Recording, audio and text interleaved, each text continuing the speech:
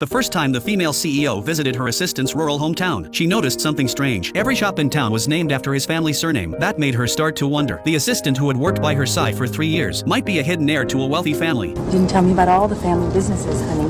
After arriving, she was picked up everywhere by a private car. Even getting to his house required a speedboat. And when she finally saw the assistant's mansion with her own eyes, she was left completely speechless. What she never expected was that this unexpected countryside trip would change the rest of her life. Margaret was a newspaper executive earning over $1 million a year. Her position in the company was extremely powerful, second only to the owner. But her tough and dominant image earned her a private nickname among employees. They called her the Witch. Andy, on the other hand, was just an ordinary assistant. He ran himself ragged every day for work. He had to stay right behind Margaret at all times and run across 10 blocks every morning just to buy the exact coffee she wanted. If Andy bought the wrong coffee, Margaret would make him work overtime at night as punishment. Andy had endured this for 3 full years. During that time, he barely had a single vacation. No matter what personal matter he had, Margaret never allowed him to take time off. She was quite satisfied with this always-on-call assistant. But as a senior executive, she believed in absolute fairness. Even if the deputy editor made a mistake, she showed no mercy. Bob, I'm letting you go. Margaret said bluntly that Bob was lazy at work and constantly taking time off. For someone unwilling to contribute value to the company, it was time to leave. Her arrogant attitude instantly triggered his rage. He stormed out of the office, shouting, "You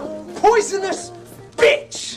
His insults echoed down the hallway. He accused Margaret of being cold and heartless, destined to be abandoned by love. Margaret replied calmly, I fired you because you're lazy, entitled, incompetent, and you spend more time cheating on your wife than you do in your office. Her words left him completely speechless. At the company, Margaret was known for being aggressive and controlling. Although her methods were hard for employees to accept, her exceptional performance always earned tolerance from the boss. But this time, she made a serious mistake. Buried in work, she forgot to submit her visa renewal paperwork. Her visa expired, and immigration decided to deport her. For Margaret, it was devastating. Even worse, the shareholders decided that once she was deported, the recently fired deputy editor would replace her. The company needed an editor-in-chief, and he was the only one with experience. Margaret strongly opposed the decision, but the shareholders had no alternative. At that critical moment, Andy walked into the office. Looking at him, Margaret had a bold idea. She claimed she was about to marry Andy, who was an American citizen.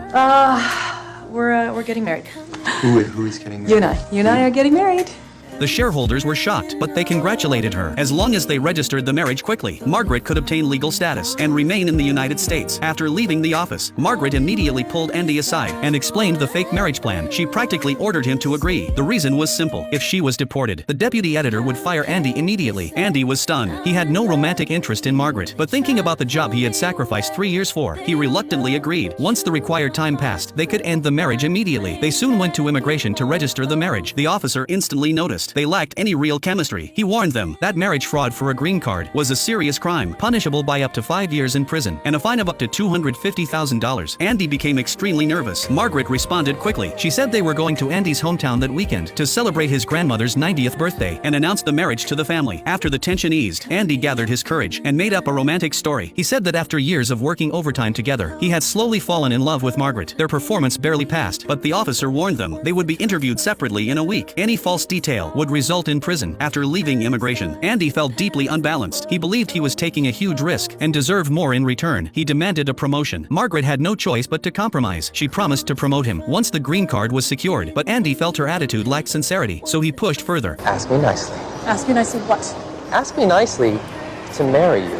To Andy's surprise, the once untouchable CEO lowered herself and asked him to marry her. For the first time, Andy felt victorious. Soon after, Margaret flew with Andy to his hometown. On the plane, she openly mocked his family's financial situation and insisted they live in her luxury apartment after marriage. She believed Andy's salary was too low for decent living conditions. Andy remained calm. After 3 years together, he was used to her personality. Still, Margaret felt uneasy. She had no idea how to face his poor relatives. The plane landed quickly. Andy's grandmother was already waiting outside the fence. His mother warmly welcomed Margaret. They drove through winding mountain roads and arrived at a small town. Margaret soon noticed something strange. Every store name began with Andy's surname. It was obvious. Most of the businesses were tied to his family. What she didn't know was that this was only the beginning. Back on his home turf, Andy started acting differently. He no longer spoke to Margaret carefully. Instead, he watched her embarrassment with amusement. They soon boarded a yacht. Margaret's doubts grew stronger. Was this really Andy's home? As they passed a stone cliff, a towering castle appeared. Her suspicion was confirmed. Andy was indeed rich. To welcome their son home after 3 years, the family prepared a grand feast. feast. Margaret met Andy's father for the first time. He was stern and serious. He strongly opposed Andy's decision to work as an assistant and openly mocked his job. Andy was used to it. During the party, Andy announced his engagement to Margaret. Amid cheers, guests urged them to kiss to avoid suspicion. They complied. Andy never realized it was Margaret's first kiss. In that romantic moment, the two unlikely partners began to feel something real. That night, Andy's mother prepared a quiet room for them in front of the family. Margaret felt awkward but didn't refuse. After everyone left, Andy slept on the floor, sharing a room with his boss for the first time. Both struggled to sleep. The next morning, Margaret was awakened by a ringing phone. Worried about waking Andy, she stepped outside to answer it, forgetting to close the door. A very expensive dog followed her out and started barking loudly. Suddenly, an eagle swooped down and grabbed the dog. Margaret chased it while still on the phone. In desperation, she threw her phone and managed to save the dog. The eagle then grabbed her phone and flew away. The family misunderstood the scene and thought she was playing with the dog. They believed she loved animals. Andy was surprised to see such a cute side of her. Margaret explained everything and said the eagle stole her phone. Andy was skeptical but told her the family would take her to town the next day to buy a new one. In front of the family, they continued pretending to be affectionate, living together every day. Their relationship became increasingly subtle. Margaret revealed her true self. She spoke about being called a witch by the deputy editor. Though she appeared strong, the words hurt deeply. Whenever it happened, she cried alone in the bathroom. You are a very,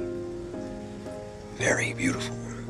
She then shared her past. At 16, she lost both parents. Since then, flowers had become painful reminders of their funeral. By the fireplace, their hearts slowly connected. Love took root quietly. The next morning, loud knocking startled them. To avoid exposure, Margaret rushed Andy back into bed. They weren't discovered. Unexpectedly, Andy's parents announced a grand wedding would be held the next day, combined with his grandmother's birthday celebration. They tried to refuse, but his grandmother came out trembling, expressing her wish to see her grandson married in her lifetime. They couldn't say no. Andy feared the truth would crush his family. Margaret stayed composed on the surface, but inside she was terrified. She told herself it was just a deal, yet she had fallen for Andy. Margaret was taken to the family's bridal shop. They chose a vintage wedding dress. Andy's mother cried on the spot. The grandmother then handed Margaret a family heirloom, passed down for 150 years. Margaret was overwhelmed. She felt warmth she hadn't known in years, along with guilt. Later, Margaret found Andy and started the yacht. Days with his family filled her with joy and unease. Andy sensed her emotions and rushed to the controls. Suddenly, a buoy appeared. He turned sharply, and Margaret fell into the water. Come here, gotta get warm. Come on. Come on. It's okay. They rushed home, only to be summoned to the warehouse. Immigration officers had arrived and informed Andy's father of the fake marriage. The officer offered leniency if Andy told the truth. Andy stood by Margaret. He said they had worked together for 3 years and started dating 6 months ago. If they doubted it, they were welcome at the wedding, surrounded by flowers and applause. The wedding began. The grandmother walked Margaret down the aisle. As the officiant spoke, Margaret interrupted. She revealed a shocking secret that would change their lives forever. Want to know what happens next? Follow me. The rest of the story is coming soon.